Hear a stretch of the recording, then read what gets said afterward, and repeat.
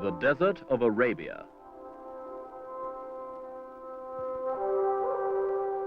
There are 2 million square kilometers of it.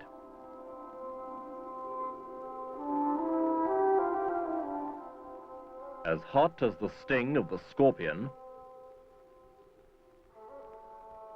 as capricious as the sudden start of the bird, and as shifty as the rat.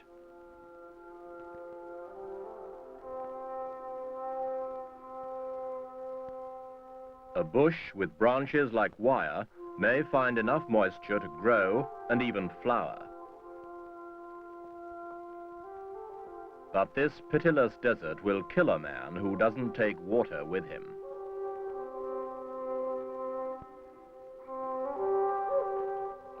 Even for the Bedouin Arabs who navigate it, the desert imposes its own conditions. The Bedouin way of life was not adopted for its picturesque quality, nor from any innate love of freedom. It developed as a way of staying alive.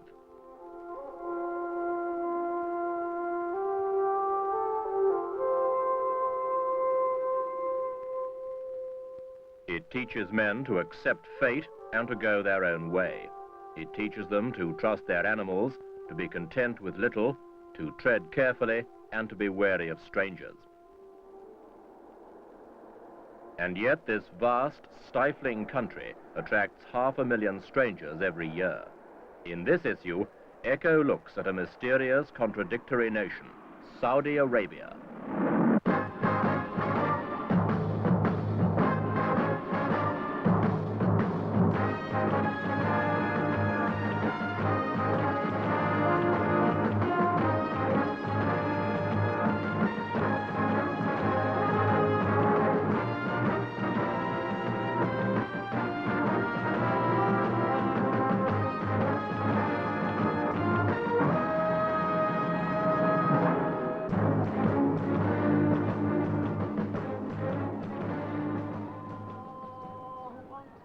Jeddah, the principal port and main gateway into Saudi Arabia, epitomizes the country, a mixture of ancient Arab culture and Hilton Hotel architecture. In the mosques of Jeddah, as everywhere else in this land of 5 million fervent Muslims, prayer is a vital part of everyday life, and the Quran a constant source of inspiration.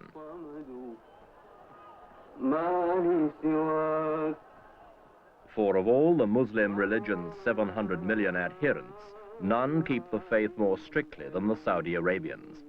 Until comparatively recently the incorruptible bastion of Puritan rigor, this country went unchanged and unchangeable for 13 centuries, since the time of the Prophet Muhammad himself.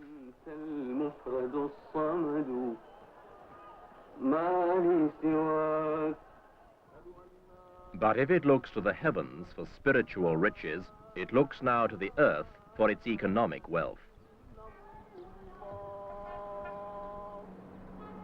For centuries, the small city of Jeddah and others like Medina and Mecca were the only settlements and sources of trade and revenue in a patchwork collection of deserts and quarreling tribes. It was not until the turn of this century that an Arab ruler, Abdul Aziz ibn Saud, began to piece together this jigsaw to make one kingdom.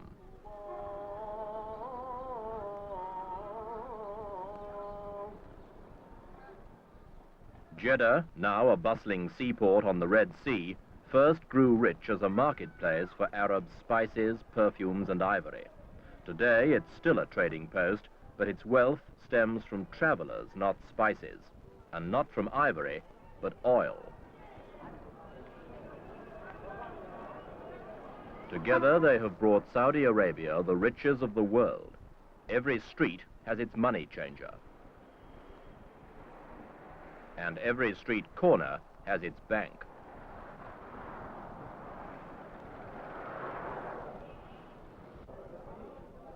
The Saudis, simple men who once seized power with the sword, men who knew what it was to go hungry, suddenly found the magic key to unlock the treasure chest of the Western world. The key was oil. Last year, revenue from oil totaled $4,000 million. Jeddah, like other towns in this country, has some of the richest traffic jams in the world. They use Cadillacs for taxis and have built modern streets, shops and apartment blocks to match. As the thirst for oil grows bigger, this place gets richer and richer and richer.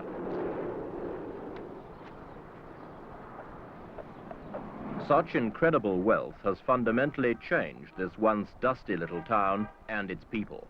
Western money has brought Western attitudes along with it.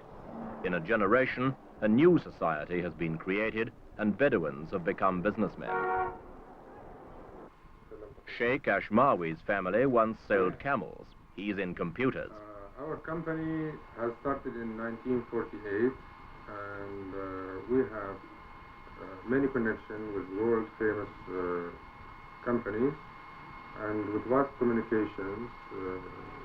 We deal with England, America, and lately Germany, but only in furniture. As my wife is German, she is taking this as her personal hobby, and she is running our stores as far as the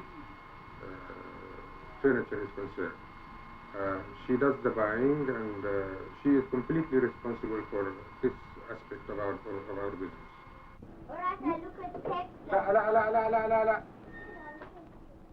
His father lived in a Bedouin tent.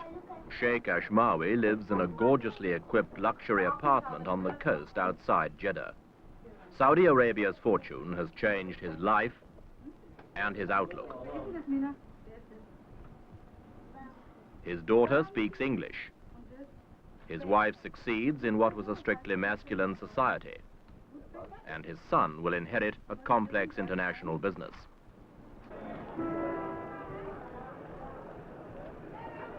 Men like Sheikh Ashmawi have mastered the intricacies of trading oil for imports of raw materials.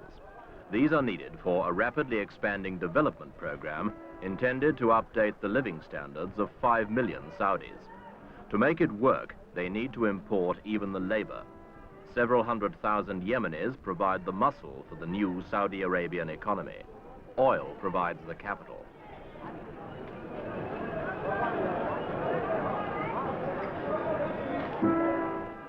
Every day, Jeddah sees the flow of products from the factories of the Western world. Cement to build, cars to drive, clothes to wear, seed to sow, and food to eat. Across the trade routes of the world come cargoes attracted by the money that crude oil leaves behind. And from across the world, other cargoes of people attracted to the central shrine of the Muslim religion.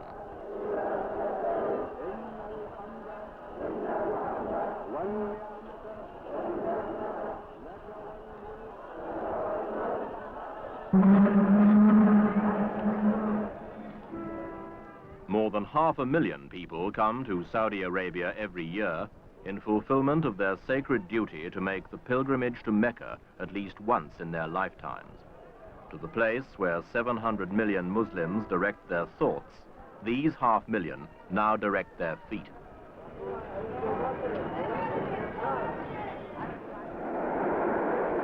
They used to come by camel.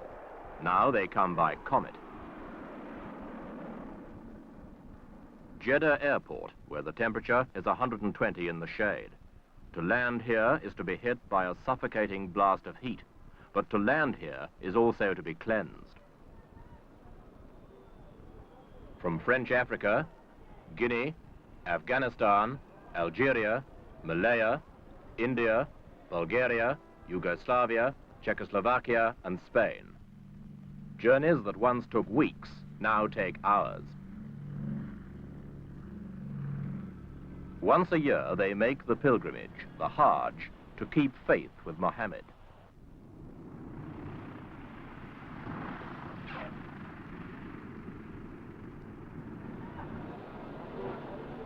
Saudi Arabia's responsibility as the protector of the Muslim faith is a serious one.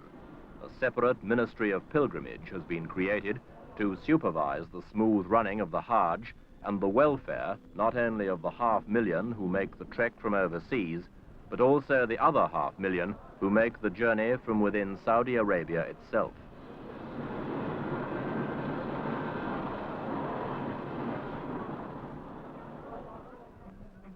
Two new pilgrim cities have been built near Jeddah to accommodate them.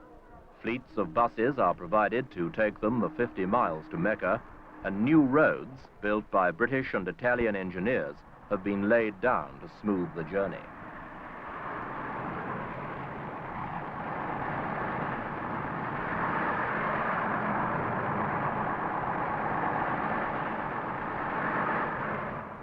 A century ago, making this dash across the desert meant risking attack from nomadic raiders who grew rich on loot they took from the caravans of the faithful. The descendants of the nomads still grow rich from the pilgrims, however, since an estimate for the revenue from the last Hajj is put at more than $120 million. Yet Saudi Arabia increasingly regards the Hajj as less of a money spinner and more of a sacred responsibility. Last year, the kingdom spent $25 million on new facilities such as medical centers, sanitation, and new roads, over 100 miles of them, all leading to Mecca.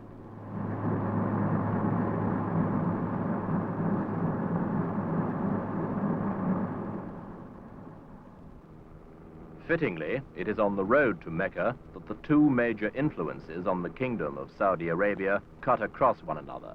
In one direction, religion; in another direction, oil. Saudi Arabia was the first of the Arab countries to reap the benefit of the world's most important fuel. Millions and millions of tons have already been pumped out, but it's been estimated that half the world's known reserves of crude oil still lie beneath this barren, featureless desert. And this nation's income of $4,000 million a year is likely to compound by 10% a year for the next decade at least.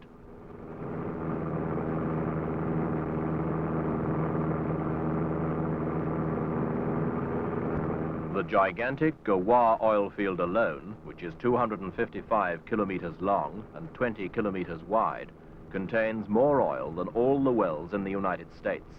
In all, Saudi Arabia produces 5 million barrels of oil a day, enough to fill 60 supertankers every week. All this abundance of fuel, and yet the factories of Western Europe, North America, and Japan gulp it down as fast as it can be pumped out of the ground.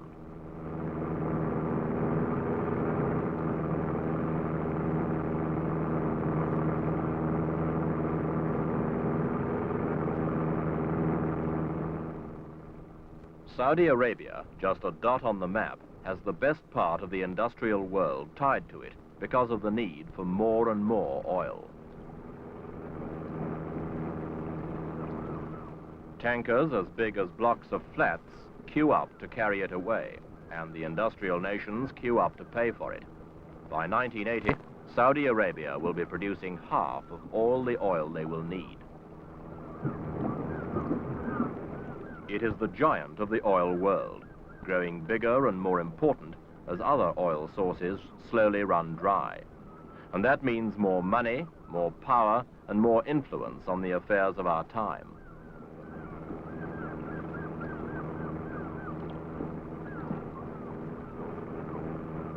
An accident of birth made Saudi Arabia the cradle of the Muslim religion. An accident of nature provided it with almost unlimited wealth. To paraphrase an old Bedouin salutation, God has smoothed Saudi Arabia's path.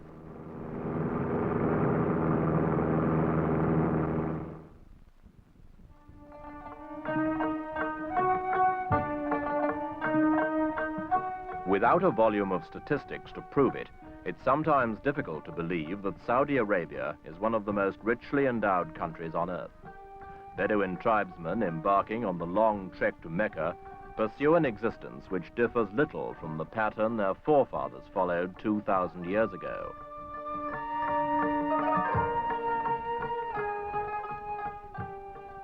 They come from Saudi Arabia's empty quarter, a seemingly endless expanse of sand where nature is capricious and shifty, a land of searing heat and occasional rainstorms, where the very shapes of the sand dunes are continually changed by the winds, where oases which were sweet one year are bitter the next, where to plant a seed is an act of hope, and to see it wither away before bearing fruit is not to be surprised.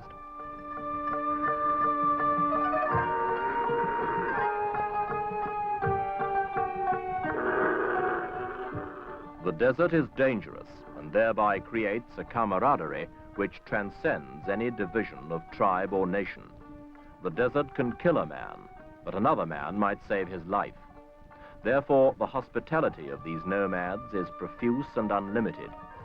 These people have never been touched by successive conquests of the Arabian Peninsula, and they are largely untouched by the new wealth which nature has revealed beneath their feet. What they do have is a faith, and once a year, they too join the mass migration to Mecca, the Hajj. By night as well as day, teeming thousands pour into the town of Jeddah. If it looks like Las Vegas, the similarity stops there. No wine, women, or song are allowed to sully the solemnity of the Hajj, and through the Arabian night, long convoys push on into the desert. For some, the road to Mecca is a smooth cruise in a car. For others, a camel ride or a long walk.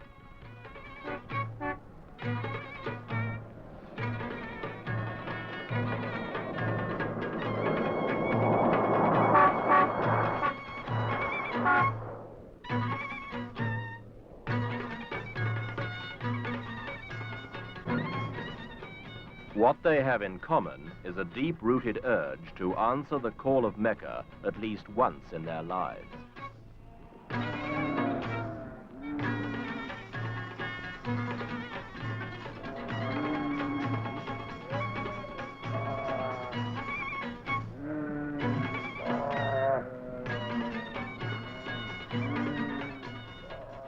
Each year, the numbers of Hajj pilgrims seem to multiply, partly due to the fact that the Muslim world itself is increasing by about 10 million people a year, partly due to swift, cheap air transport, and in some part at least, due to a resurgence of simple belief in a complicated world.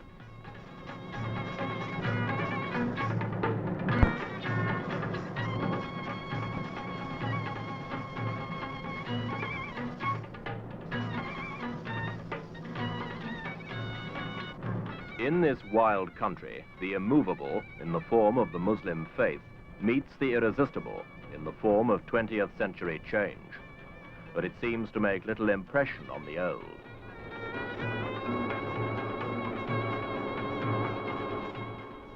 At the time of the Hajj, the population inside Saudi Arabia is swollen by a fifth. From the alleys of Algiers to the streets of Singapore, Muslims from contrasting societies flock to Mecca. And like the flood of money it reaps from its oil, Saudi Arabia absorbs them all, without allowing any of them to alter its ageless structure.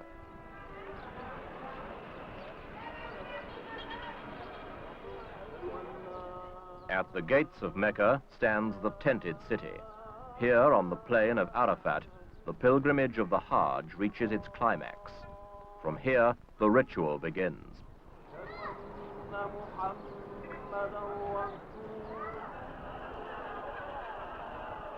The purpose of the Hajj is to allow the pilgrim to purge his soul, an objective given substance by this ritual's stoning of the devil. A Muslim is intended to put aside worldly business and contemplate the mystery of his existence. Yet there is little room for contemplation.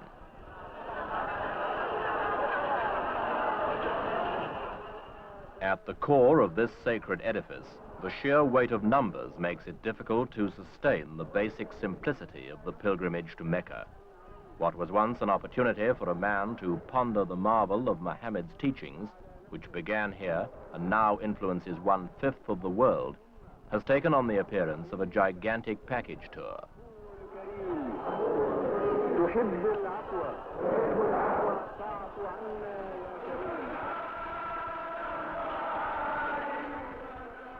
There is barely time to pause or to reflect.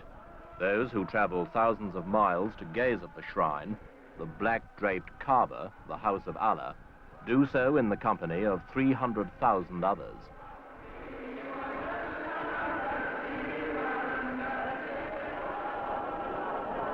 The first to perform the rituals at the opening of the Mecca rites is King Faisal ibn Abdel Aziz. He comes to kiss Abraham's stone, a meteorite now worn smooth by the lips of unrecorded millions. And once His Majesty has performed the act of faith, lesser mortals may follow.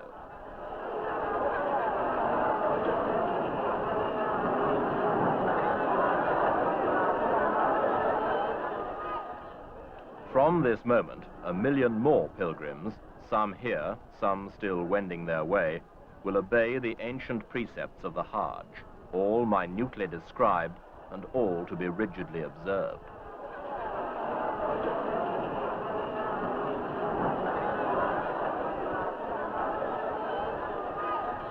And none follow them more willingly than this fiercely religious king.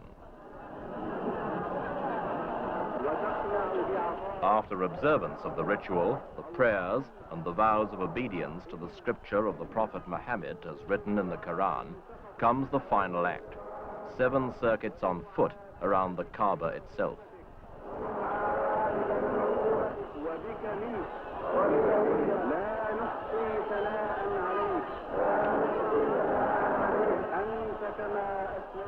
The Kaaba is said to have been built by Abraham on the site of the Garden of Eden, and is the focal point of all Muslim belief. To abandon this place, Muhammad said, would be to signal the very end of the world. It is far from being abandoned. Each year, more pilgrims come here. Each day, 1/5 of the world's population turn their thoughts here. And Saudi Arabia is guardian of it all.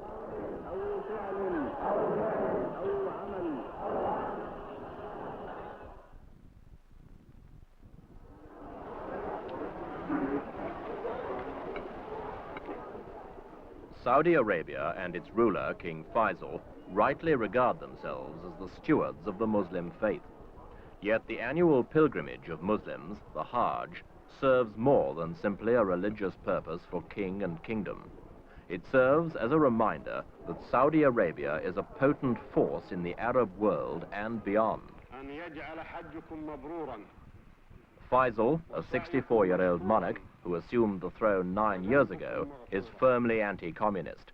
He believes communism to be the mortal enemy of Islam. Saudi Arabia has no diplomatic relations with any communist state.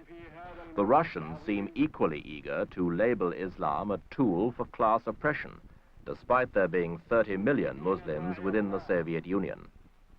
During the Hajj season, however, all Muslims, even those of communist states, can enter the kingdom to fulfill their religious duty. The delegation from the Soviet Union usually numbers fewer than 24 persons. While the foremost advocate of Islamic solidarity, Faisal refuses to support or condone the excesses of Palestinian terrorists, and unlike his predecessors, he is applying the wealth brought by oil to the good of his people. Faisal greets foreign dignitaries during their visits to Mecca, taking the opportunity to mix politics with religion in a new and powerful combination.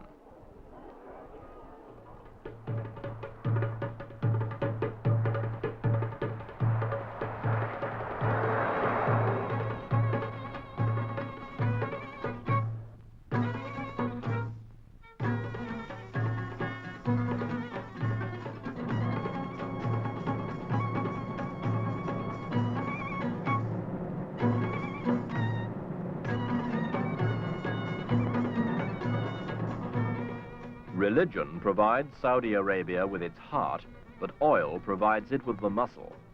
The one without the other would render Saudi Arabia either pious and poor or rich and isolated. But together, they have enabled it to become a treasure chest for the Arab cause, an outpost of anti-communism, a fuel pump for the industrial West, a rallying point for the Third World. But above all, Saudi Arabia is the guardian of the Muslim religion, the defender of the faith, the focal point of the belief. And it is to this that the kingdom has clung most closely. It accepts 20th century technology and the benefits it yields, but it will have nothing to do with the more doubtful qualities of our age. It has one foot in the contemporary world, but the rest of it remains 13 centuries away. It seeks and achieves a place in the sun, but draws a discreet veil across its face, in the best Muslim tradition.